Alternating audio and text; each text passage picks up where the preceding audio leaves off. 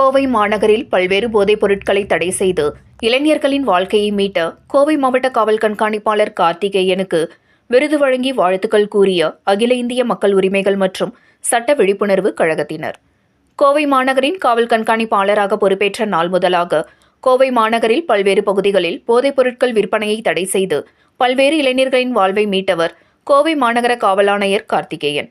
இவரது பணி மேலும் சிறக்கவும் சிறந்த போதைப்பொருள் தடுப்பு காவல் அதிகாரியாக செயல்படும் காவல் கண்காணிப்பாளரின் சேவையை பாராட்டி இன்று அவரது அலுவலகத்தில் காவல் கண்காணிப்பாளரை சந்தித்த அகில இந்திய மக்கள் உரிமைகள் மற்றும் சட்ட விழிப்புணர்வு கழக நிர்வாகிகள் காவல் கண்காணிப்பாளருக்கு விருதுகளை வழங்கி வாழ்த்துக்களை தெரிவித்தனர்.